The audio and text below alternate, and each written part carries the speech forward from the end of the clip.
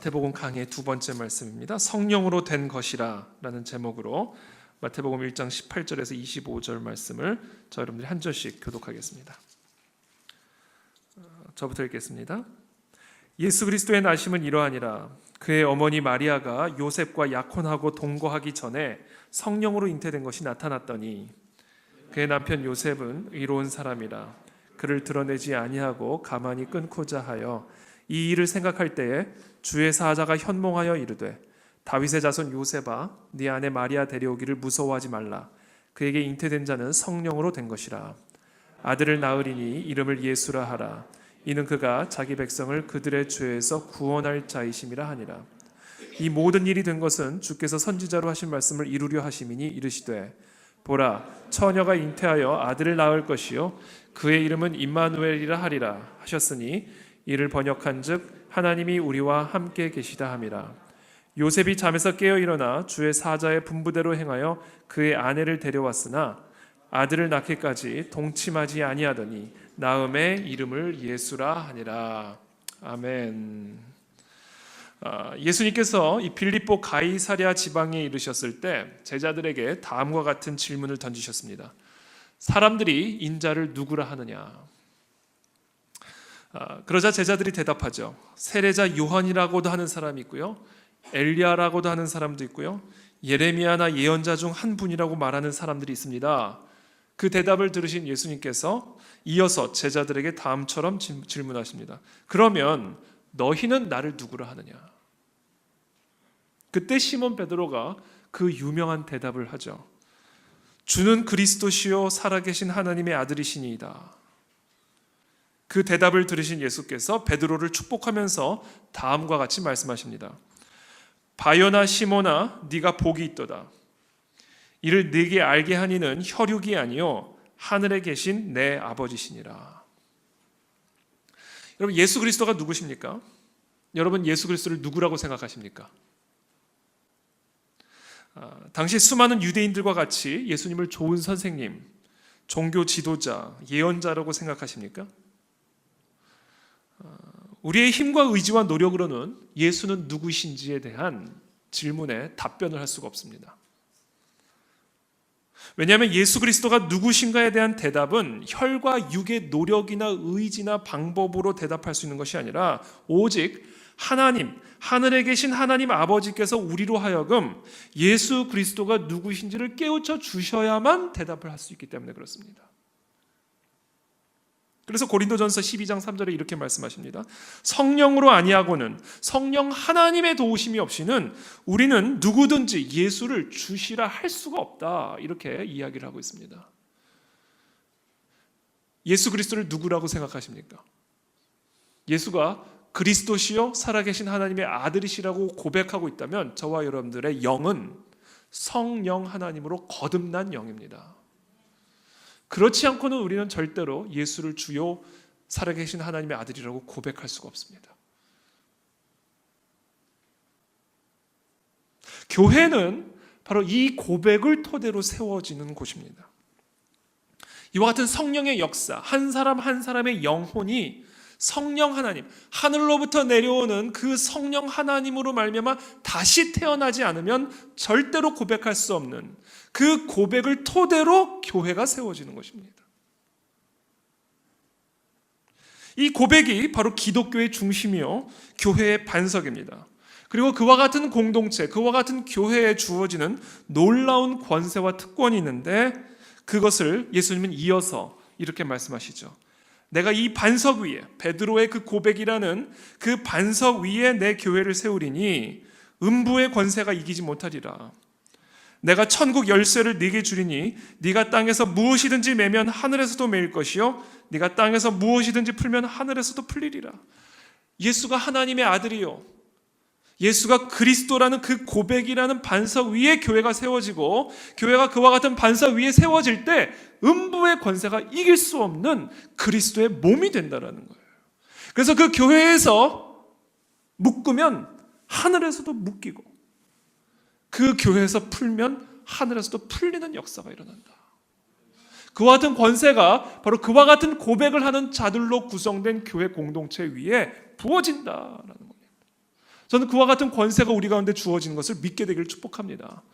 이곳에서 아직 예수가 누구이신지 정확하고 올바르게 대답하지 못하고 계신 분들이 계신다면 오늘의 이 말씀을 듣는 가운데 성령의 영으로 말미암아 우리들의 영이 거듭나게 되기를 축복합니다.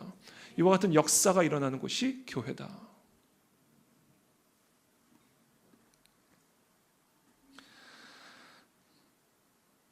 그래서 마태는 오늘 이 복음서를 시작하면서 예수가 누구이신지 좋은 선생님, 예언자, 성자 그 정도로고 생각하는 이 유대인들을 대상으로 예수 그리스도가 누구이신지에 대한 답을 시작을 하고 있는 것이죠.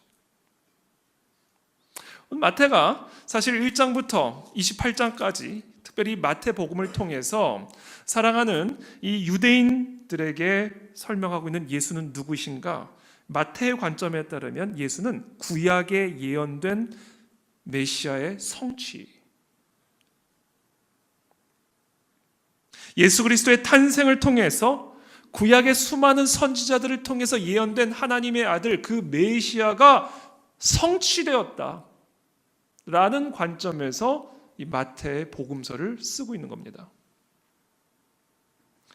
예수님께서 이런 말씀을 하시죠. 요한복음에 이렇게 기록이 되어 있습니다. 너희가 성경에서 영생을 얻는 줄 생각하고 성경을 연구하거니와 이 성경이 곧 내게 대하여 증언하는 것이니라. 여기서 말하는 성경은 무슨 성경일까요? 구약 성경입니다. 구약 성경은 나에 대해서 증언하고 있는 책이고 나의 탄생으로 말미암아 이 구약 성경에 예언된 메시아의 약속이 성취되었다. 구약에 예언된 메시아에 대한 약속이 여러 가지가 있는데 그 중에 대표적인 말씀이 이사야서 7장 14절에 기록이 되어 있습니다. 보라, 처녀가 잉태하여 아들을 낳을 것이요 그의 이름은 임마누엘이라 하리라.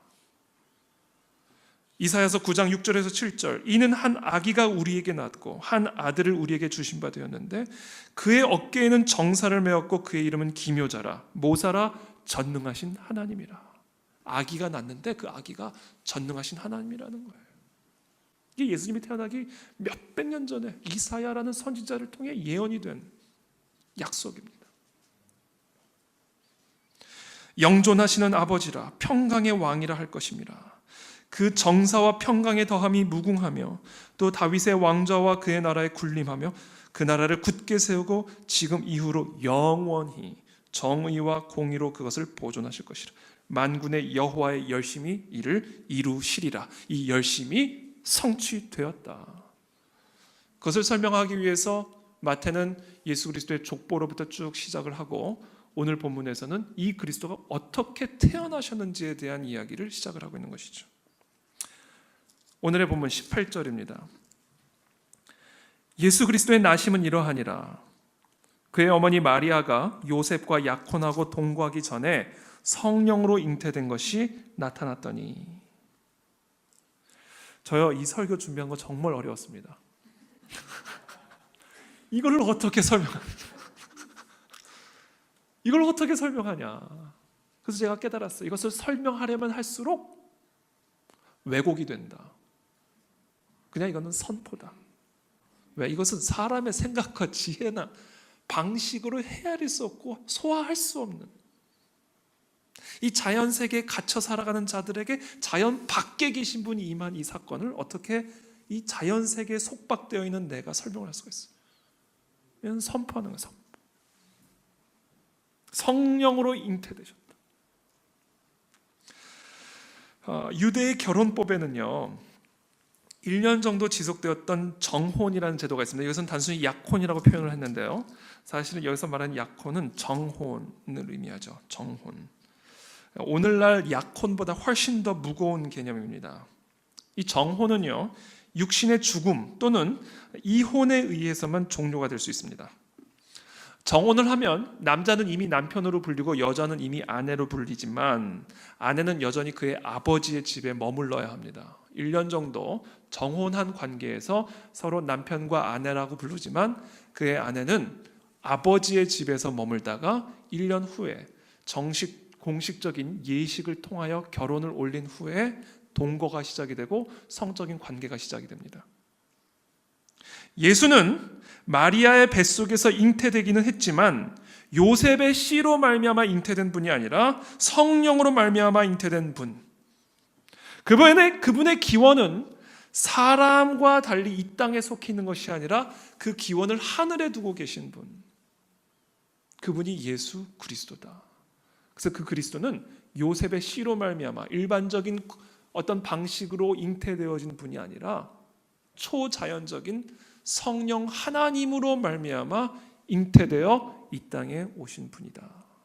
이것이 예수 그리스도의 나심의 기록입니다.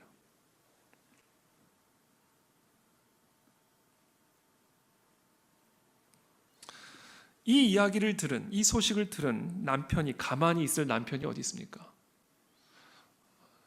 하용조 목사님, 돌아가신 온누리교회 하용조 목사님께서 한번 그런 말씀을 하셨는데, 연예인 공부하실 때 온누리교회 개척하기 한참 전에 연예인들 모시고 이렇게 성경 공부하실 때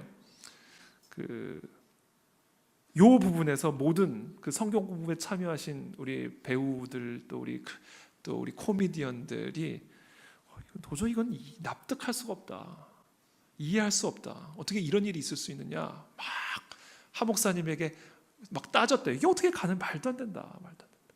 그랬더니 그것을 듣던 구봉서 장로님께서, 아니 지 남편이 믿겠다는데 왜 네가 못 믿고 난리야. 그 유명한 말씀을 남기셨다는 구봉서 장로님의 이야기가 있습니다. 요셉이 믿었어요. 근데 왜 여러분이 못 믿는? 요셉이 믿었으면 다 된 거죠.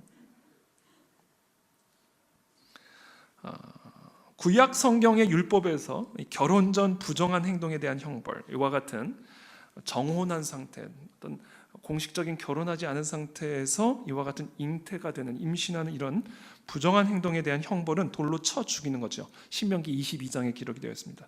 그런데 이 시기에 이르러서는, 이 예수님의 이 시기에 이르러서는 신명기 24장 1절에 근거해서 이혼이 법제화가 되었습니다.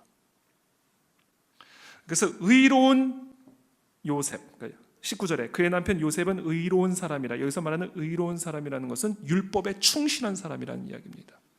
율법에 의해 충실했던 이 요셉은 이 마리아를 자신의 아내로 데려올 수가 없었던 것이죠. 왜? 정혼 전에 임신한 사실이 알려졌기 때문에. 그래서 요셉은 어떤 공적인 재판을 필연적으로 야기하게 될 이런 이 부정한 행동에 대해서 고발 조치를 하는 그런 방식을 택하지 않고, 가만히 아무도 모르게 드러내지 않고 이 마리아와의 정혼 관계를 공식적으로 끊으려고 시도를 했던 것이죠. 그때 이 마리아에게 나타난 이 성령으로 잉태되는 사건을 소화하지 못했고 도저히 납득할 수 없었던 요셉이 율법의 어떤 절차를 거쳐 혼인 관계를 끊으려고 했던 그때에 20절, 주의 사자가 현몽하여 이르되 다윗의 자손 요셉아, 네 아내 마리아 데려오기를 무서워하지 말라. 그에게 잉태된 자는 성령으로 된 것이라. 그때 하나님께서 꿈을 통해 요셉에게 말씀해 주신 거예요. 이 일은 성령으로 말미암은 것이다. 성령의 주권적인 역사, 인간적인 방법, 세상적인 노력, 인간의 지혜와 한계를 초월하여 아주 강권적으로 우리의 자유의지와 상관없이, 우리의 고집, 우리의 능력, 우리의 지혜, 우리의 한계와 아무런 상관이 없이 강권적으로, 주권적으로 성령 하나님이 마리아의 뱃속에서 성령 하나님을 통해 성자 하나님을 잉태시켰다라는 것을 가르쳐 주신 거예요. 이 인간의 지혜와 상식과 방법을 뛰어넘는 이 주권적이고 강권적인 성령의 역사를 통해 하늘과 땅이 연결이 된 겁니다. 이 성령 하나님으로 말미암아 하늘에 계신 하나님 아버지와 이 땅에 속박되어 있는 이 죄인이 연결이 된 거예요. 저는 이와 같은 연결되는 역사가 이 교회 안에서 일어나게 되기를 축복합니다. 이것을 우리가 일컬어 부흥이라고 이야기하는 거예요. 여러분, 그 일이 일어났단 말이에요. 우리는 이 땅에서 살지만 저 하늘에 계신 하나님과 하나가 될 수 있고 연결이 될 수 있고, 그래서 저 하늘에 속한 은혜와 권능과 능력과 기쁨을 이 땅에서 소유하고 누릴 수 있는 하나님의 자녀가 되는 권세를 갖게 되었다. 이 일이 어떻게 일어났어요? 성령의 강권적인 역사로. 우리가 원해서 이루어진 게 아니에요. 우리의 의지와 상관없이 주권적으로 우리의 자유의지까지도 압도하여 성령 하나님이 이 가운데 역사하셨다. 저는 오늘 그와 같은 성령의 역사가 이 교회 안에서 일어나게 되기를 간절히 기도합니다. 우리 모든 성도들이 그와 같은 성령의 역사를 간절하게 한 마음으로 소망해야 됩니다. 그때 비로소 잠들어 있는 영혼들이 깨어나고 죽어 있는 영혼들이 살아나고 그 하늘에서부터 내려오는 그 성령으로 말미암아 놀라운 일들이 이곳에서 잉태되어지고 출산되어질 수 있다. 이런 일이 일어날 때요, 이 요셉처럼 거부감이 일어날 수가 있어요.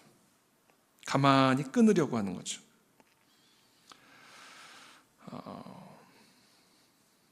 우리는 이것을 사모해야 합니다. 우리 온 교인이 이 일을 사모해야 합니다. 성령의 강권적인 역사들.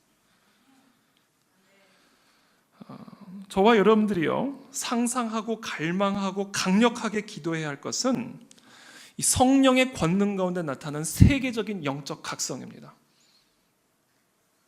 우리가 지금 서초동 안에 있지만 이 서초동 안에 우리에 갇혀 있으면 안 됩니다. 온 우주를 다스리고 통치하시는 성령 하나님의 영적 각성이 이 전 세계적으로 일어나기를 강력하게 갈망하고 소망해야 합니다.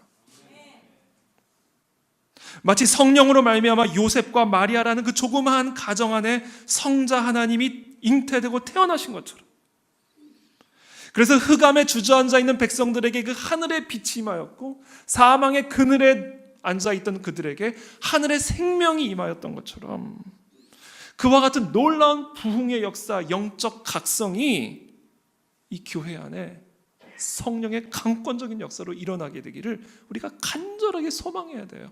온 성도가 한 마음으로. 성령으로 말미암아 태어난 그리스도의 몸, 이것을 일컬어 교회라고 부릅니다. 요셉과 마리아 속에서 성령으로 말미암아 잉태되신 성자 예수 그리스도의 몸이 오순절 예루살렘의 다락방에서 120여 명의 성도들이 한 마음으로 기도하는 그 자리에 똑같이 태어나신 거예요. 바로 그 그리스도의 몸이 교회예요. 교회.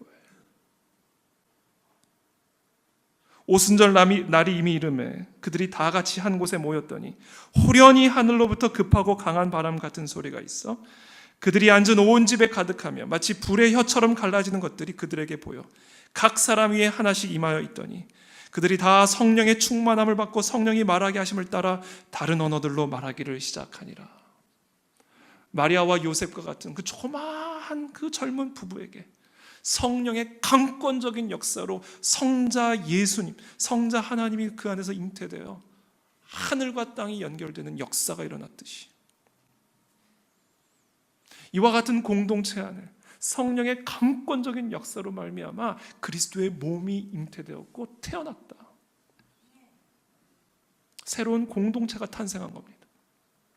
언어의 장벽도 허물어지고 인종의 장벽도 허물어지고 성인과 아이의 장벽도 허물어지고 유대인과 이방인의 장벽도 다 허물어지고 성령으로 말미암아 잉태된 그리고 태어난 그리스도의 몸, 이것을 하나님은 교회라고 부르셨습니다.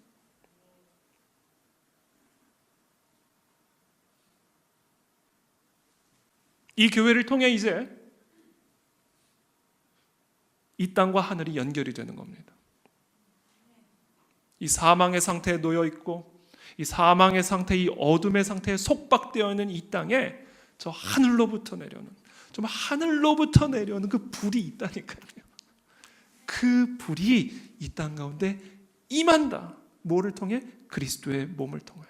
성령으로 말미암아 잉태된 그리스도의 몸을 통하여 이 땅에 그와 같은 부흥의 역사가 일어나게 될 것입니다. 그것을 위해 우리는 온 마음과 힘을 다해 기도하고 부르짖어야 돼요. 여러분, 그 부흥을 경험하고 싶지 않으세요? 그 하늘의 것을 맛보고 싶지 않으세요? 정말 내가 내 안에 뛰고 있는 이 심장을 초월한 하늘에서부터 내려오는 그 생명을 누려보고 싶지 않으시냐고요. 그것을 그리스도의 몸된 교회에 부어주신다니까요. 그리고 이 교회를 통해 흘러가게 하신다니까요. 그렇지 않으면 교회를 세울 필요가 없는 거예요. 이게 교회가 무슨 음식점도 아니고 어디 가서 얘기해 교회 차리셨다면서 이렇게 얘기하더라고요 저한테. 교회 차리셨다면서. 교회는요 차리는 게 아니에요. 태어나는 겁니다. 성령으로. 세상적인 방법이 아니에요. 성령으로 잉태된 그 그리스도의 몸, 마리아의 뱃속에서 일어난 똑같은 역사가 이 땅에서 이곳에서 일어나는 거예요. 그 안에 진리교회의 사명은 이거 하나입니다. 다른 거 아무것도 없어요. 그 안에 진리교회의 사명. 이거 하나예요. 기도와 말씀을 통한 영적 대각성 운동을 일으키는 겁니다. 행정과 조직에 의해서 움직이는 교회가 아니라 말씀에 의해서 움직이는 교회, 교리에 의해 움직이는 교회가 아니라 진리에 의해 움직이는 교회, 회의에 의해 움직이는 교회가 아니라 기도에 의해 움직이는 교회, 사람에 의해 끌려다니는 교회가 아니라 성령에 의해 끌려다니는 교회. 이것을 방해하는 것들은 다 쳐내야 돼요. 우리가. 요셉이 가만히 끊고 잤더라. 성령의 역사를. 확실히 지금 우리 민족과 한국 교회는 위기의 시대를 맞고 있습니다. 경제적인 문제는 물론이고요. 정치, 사회적인 혼란, 자유민주주의와 사회민주주의 간의 이데올로기의 대립, 한반도를 둘러싼 국제관계도 심상치 않게 돌아가고 있죠. 도덕적 불감증이 성행하고 있고 육체적 쾌락과 인터넷 포르노 음란물이 청소년의 심장을 갉아먹고 있습니다. 게다가 성장의 가도를 달리던 한국교회는 이미 오래전에 양적으로 질적으로 쇠퇴하고 있습니다. 교회가 사회와 민족을 선도하던 모습은 이제 과거의 일이 되어버렸고요. 무서운 세속화의 물결, 이단과 사이비 종교의 발흥, 무섭게 일어나고 있는 이슬람 세력의 위협들, 자유주의 신학의 도전 앞에 교회는 광풍 앞에 놓여진 촛불처럼 언제라도 힘없이 꺼질 것 같은 그런 위기 가운데 지금 한국의 교회가 있습니다. 19세기 말 구세군 창시자 윌리엄 부츠가 다가올 20세기를 바라보며 예견했던 것, 성령 없는 기독교, 그리스도가 없는 교회, 회개가 없는 용서, 거듭남이 없는 구원, 하나님이 없는 정치, 그리고 지옥이 없는 천국. 이것이 오늘날 우리의 교회를 정확하게 대변해주고 있습니다. 이미 한국 교회와 한국 사회는 지금 총체적인 위기를 만났습니다. 우리가 직면한 이 총체적인 위기의 해결책은 위로부터 내려오는 성령의 역사, 이 영적인 대각성 운동 외에는 없음을 여러분 믿게 되기를 축복합니다. 다른 방법이 없어요. 그래서 제가 교회를 차린 거예요.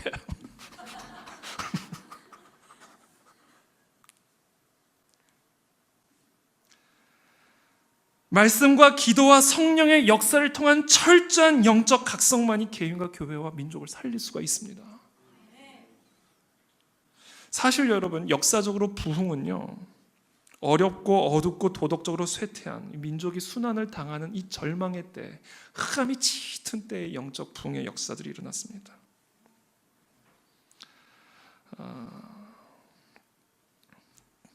1894년 청일전쟁, 1904년 러일전쟁, 1905년 을사조약, 1907년 고종의 퇴위, 1910년 한일합방, 그리고 1911년에 배고인 사건. 여러분, 이 시대를 살았던 우리 할아버지, 할머니 세대는요, 이 땅에서 가장 비참한 시대를 살았던 분들입니다. 근데 여러분, 바로 그 가장 비참한 때 놀라운 영적 부흥이 이 땅에서 일어났습니다. 한국의 비극이 절정에 달하던 그 시기에 민족적 부흥의 절정에 다다랐다는 거예요. 미국의 1차 대각성, 2차 대각성 운동, 정오 기도 부흥 운동, 웨일즈 부흥 운동, 아주사 부흥 운동 다 마찬가지예요. 그 영국과 미국이 가장 어두운 때에 오직 이 기도와 말씀으로 성령으로 말미암아 그리스도의 몸이 잉태되어 출산되어지는 역사가 일어난 겁니다. 영국과 미국도 그랬지만요, 한국에서도 이 영적인 대각성 운동은요, 그 이후에 놀라운 사회 개혁 운동으로 이어집니다.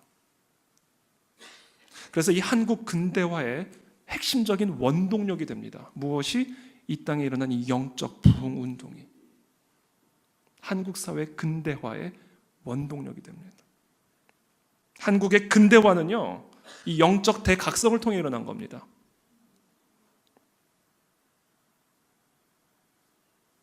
지금 우리 대한민국이 경험하고 있는 이 총체적인 위기에 직면한 이 상황이야말로 다시 한번 이 땅에 그와 같은 성령의 강권적인 역사로 말미암아 나타난 이 놀라운 영적 대각성이 일어나야만 할 때이고, 그것을 위해서 우리가 한 마음으로 기도하고 부르짖어야만 하는 때다라는 겁니다. 그래서 마치 과거에 100년 전에 이 땅에 일어난 그 영적 대각성이 한국의 근대화를 일으켰듯이, 이제 이 땅에서 일어나는 영적 대각성이 이제 통일로 이어지는 것이죠. 저 북한 땅으로 흘러가는 것이죠. 저 우상들이 무너지고 금신상들이 다 해체되고 그곳에 그리스도의 교회가 세워지고 지하로 다 숨어 들어가 있는 성도들이 다 지상으로 올라와 한반도를 넘어져 중국으로, 이슬람으로, 예루살렘 땅끝까지 이르는 그와 같은 선교적 사명을 감당한 이 나라, 이 민족, 이것이 이 땅을 향한 하나님의 뜻입니다. 그 뜻을 위해 그 안에 진리교회를 잉태하시고 출산하신 거예요. 그걸 이해하셔야 됩니다, 여러분들이. 그리고 그것을 위해서 한 마음으로 기도해야 돼요. 그러니까 다른 거에 너무 우리가 정신 뺏지 마십시오. 요거 하나만, 기도와 말씀을 통한 영적 대각성이 이 교회를 통해 일어나게 하여 주시옵소서. 이것이 이 교회의 사명 선언문이에요. 그래서 제 목표는요, 이겁니다. 그 안에 진리교회는 기도와 말씀 외에는 너무 심심해, 이 말이 나오는 게 제 목적이에요. 기도와 말씀 외에는 하는 게 없어. 이게 제 목적이, 목표예요.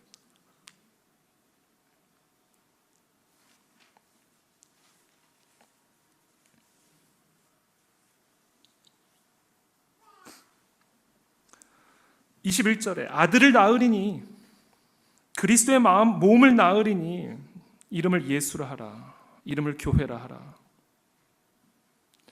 이는 그가 자기 백성을 그들의 죄에서 구원할 자이심이라 하니라. 이게 부흥입니다. 죄에서 구원하는 역사, 이것이 부흥이에요. 부흥. 이게 영적 대각성입니다. 이와 같은 역사가 이 땅에서 일어나기를 간절하게 기도해야 합니다. 죄란 뭘까요? 죄에서 구원하실 자라. 죄가 뭘까요? 죄의 본질을 여러분 기억하십시오. 아주 중요한 말씀을 드립니다. 죄란 하나님에 대한 인간의 옳지 않은 태도를 일컫습니다. 죄란 하나님에 대한 인간의 올바르지 않은 태도, 이게 죄입니다. 그렇다면 하나님에 대한 올바른 태도란 무엇일까요? 저와 여러분들의 생명은 하나님으로부터 주어졌죠. 우리 아버지로부터, 우리 부모님으로부터 주어진 게 아니라고 제가 지난주에 말씀드렸어요. 왜? 우리 부모님이 없으면 저에겐 생명도 없는 거예요. 그러니까 우리 부모님의 부모님으로 올라가야 됩니다. 계속해서 올라가야 돼요. 왜? 우리의 선조가 없으면 나의 생명도 없기 때문에. 그러므로 나의 생명의 기원은 우리 부모님에 국한된 게 아니에요. 부모의 부모의 부모의 부모의 부모로 계속해서 올라가야 됩니다. 계속해서 올라가면 누가 나와요? 하나님이 나오시는 거죠. 우리의 생명의 기원은 하나님입니다. 그래서 우리는 절대적으로 하나님에게 의존적인 존재예요. 왜? 우리의 생명이 하나님으로부터 나왔기 때문에. 인간의 하나님에 대한 올바른 태도란 하나님에게 절대적으로 의존적인 태도, 이게 올바른 태도이고, 하나님에게 절대적으로 의존적이지 않은 태도가 죄입니다. 하나님으로부터의 독립, 하나님을 의지하지 아니하고 나의 지혜를 의지하고 나의 능력을 의지하고 나의 방식을 고집하는 이와 같은 태도, 그것이 죄예요. 의존한다, 하나님께 의존한다는 것은요, 여러분 잘 기억하세요. 순종한다는 말과 동의어입니다. 예를 들어서 제가 설명을 드릴게요. 하나님은 전지하시고 사랑이 완전하신 분이에요. 그래서 그의 지혜와 사랑을 100이라고 표현해 봅시다. 그에 반해 인간은 지혜와 사랑에서도 완전하지 못하기 때문에 나의 지혜와 사랑을 10이라고 한번 표현을 해봅시다. 내가 나를 아는 것보다 나를 더 하나님이 더 잘 아신다. 내가 나를 사랑하는 것보다 하나님이 나를 더 사랑하신다. 하나님은 100이요 나는 10이기 때문에 그렇습니다. 그 하나님이, 그 100의 사랑과 지혜를 갖고 있는 하나님이 나에게 동쪽으로 가라고 명령하십니다. 근데 그때 10밖에 되지 않은 지혜와 10밖에 되지 않은 사랑을 가지고 헤아려 볼 때 내가 가야 할 길은 서쪽이다.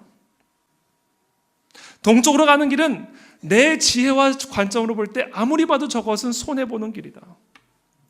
서쪽으로 가는 길이 올바른 길이다.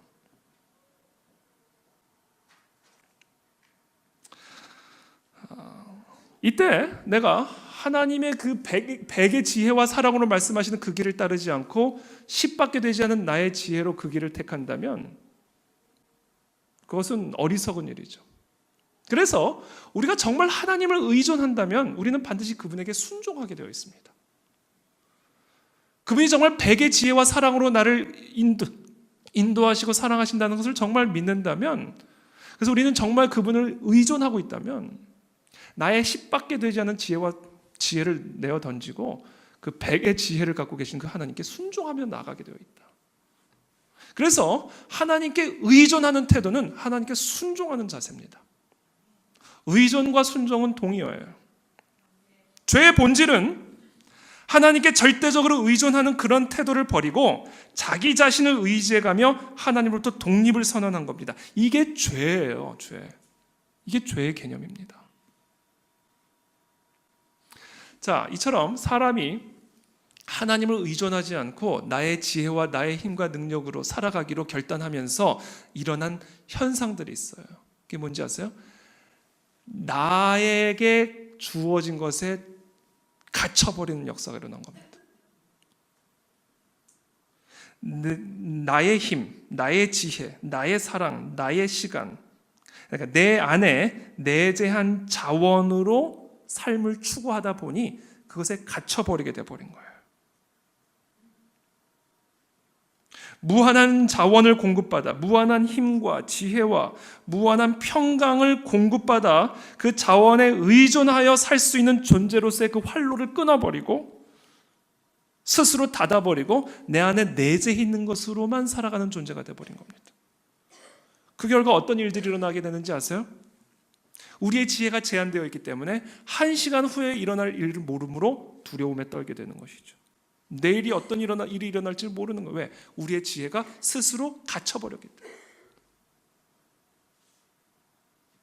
지혜가 제한되었기에 내일 무슨 일이 일어날지 몰라 불안과 극심에 사로잡히게 되고, 나의 힘이 제한되었기에 좌절과 실패와 결핍을 맛보며 절망하게 되는 것이고, 나의 사랑이 제한되어 있기에 다른 사람들과의 갈등 속에서 고통을 당하는 거예요. 이게 다 영원하고 무궁하신 그 하나님으로부터 단절되어 그 활로가 끊겨지면서, 그래서 스스로 내 안에 갇히게 되면서 일어난 현상들입니다.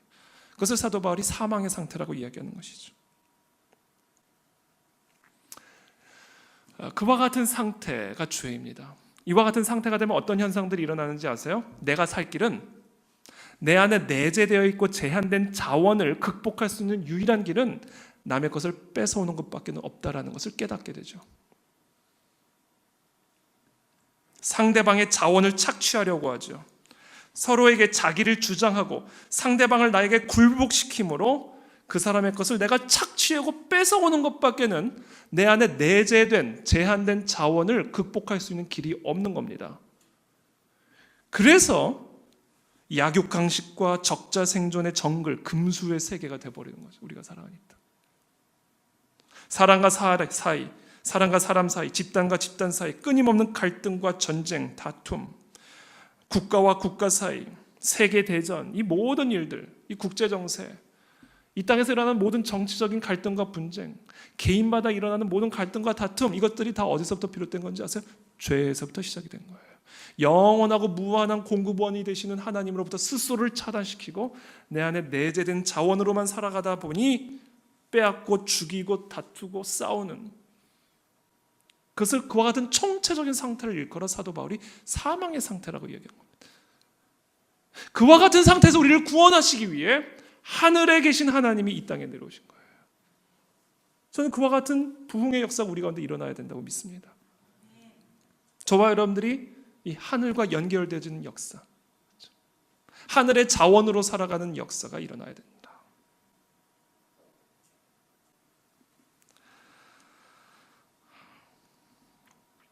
그 일을 위해서 제가 오늘 계속해서 반복하지만 우리가 한 마음이 되어서 기도해야 된다. 성령 하나님 우리 가운데 진정한 그리스도의 몸된 교회가 세워질 수 있도록 성령 하나님 강권적으로 역사하여 주시옵소서. 여러분, 그리스도의 몸된 교회가 태어나기 위해서 120여 명의 사람들이 다락방에 모여서 회의한 게 아닙니다. 예수님이 제자들을 소집해서 회의했다는 얘기 들어본 적 있으세요? 아니에요. 조직을 구성하고 책임자를 세우고 그런 거 하지 않았습니다.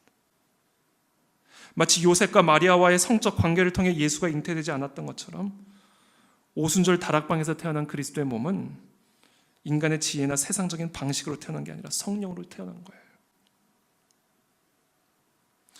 그렇다면 우리는 어떻게 이와 같은 성령의 역사가 우리 가운데 일어날 수 있을까? 오늘 그 방법을 제가 오늘 마지막으로 함께 나누고 그 방법대로 앞으로 이 교회가 나아가게 되기를 축복합니다. 오순절 다락방에서 예수 그리스도가 잉태되어지고 그리스도의 몸이 출산되어지는 그 오순절 다락방에서 일어났던 역사를 사도행전은 이렇게 기록하고 있습니다. 여자들과 예수의 어머니 마리아와 예수의 아우들과 더불어 마음을 같이하여 오로지 뭐에 힘썼더라? 기도에 힘쓰더라. 모인 무리의 수가 약 120명이나 되더라. 여러분 기억하십시오.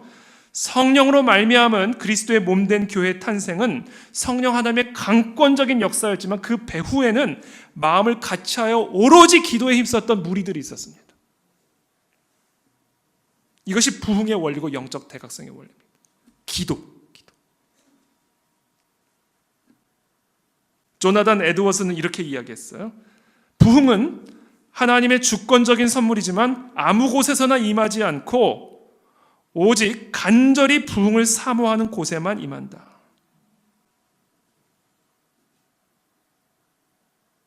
부흥의 배후에는 언제나 반드시 기도하는 개인들이나 무리들이 있었습니다. 18세기 발흥한 미국의 1차 대각성 운동이 그랬고요. 19세기 전반기에 미국 전역에서 일어난 2차 대각성 운동이 그랬고요.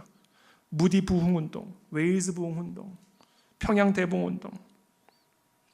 기도와 말씀에 전념했던 무리들로 말미암아 성령에 의한 강권적인 역사들이 일어난 겁니다. 여러분 이거 경험해보고 싶지 않으세요? 저는요 정말 한 번밖에 없는 삶 속에서 이 땅에서 그거 한번 경험하면 소원이 없을 것 같아요. 정말 하늘에서부터 내려오는 이 성령의 강권적인 부흥의 역사. 술에 취했던 사람이 성령에 취하는 역사가 일어나고 돈에 취했던 사람이 말씀에 취하는 역사들이 일어나고 여러분 저는 그와 같은 역사 이 교회에서 일어나게 될 것을 저는 믿습니다. 교회를 살리는 분은 교회 프로그램이 아닙니다. 성령을 통해 역사하시는 성경을 통해 역사하시는 성령 하나님의 강권적인 역사를 통해 교회의 몸이 세워진 것을 믿게 되기를 축복합니다. 말씀과 기도 1979년 4월 6일 크리스티애니티 투데이가 기도하지 않는 목회자가 목회에 실패할 수밖에 없는 이유를 이렇게 지적했습니다. 기도하지 않는 목회자는 설교의 능력이 없기 때문에 문제 있는 신앙인을 양산해내고, 그렇죠, 성령의 능력으로 감동으로 설교를 준비하지 않으면 설교의 능력이 나타나지 않기 때문에 그것을 듣는 자들에게 문제가 나타나는 거예요. 이것은 다시 영적으로 교회를 한없이 약화시킨다. 이렇게 크리스티애니티 투데이에서 발표했습니다. 그러니까 결국 제가 이 땅에 세워진 수많은 강단의 교회 지도자, 설교자들이 강력한 기도로 말미암아 강력한 말씀이 선포되어져야 성령의 감동을 받은 성도들이 일어나게 되는 것이고 그것을 통해 이 땅에 부흥의 역사가 일어나게 된다는 거예요. 그러니까 결국은 누가 제일 문제예요? 왜 저를 보세요? 제가 저를 위해서 기도하셔야 된다는 얘기죠. 이 땅의 수많은 설교자들을 위해서 기도해야 된다는 거죠. 기도로 강력한 말씀이 선포되어질 때 말씀을 붙들며 강력하게 기도하는 교회 지도자들을 통해 그와 같은 성도들이 일어나게 되는 것이고 그것을 통해 성령의 부흥의 역사가 이 땅에 일어나게 될 것을 믿습니다. 그때 비로소 요셉이 잠에서 깨어 일어나듯이 이 땅의 교회가 깨어 일어나게 되는 것이고 이 나라와 이 민족이 깨어 일어나게 되는 것이고 이 온 세계가 성령으로 말미암아 깨어 일어나 그의 이름을 예수라 찬미하고 찬양하는 부흥의 역사가 이 땅에 일어난다. 여러분, 저는 이것을 기대합니다. 그와 같은 역사가 일어날 것을 저는 믿습니다.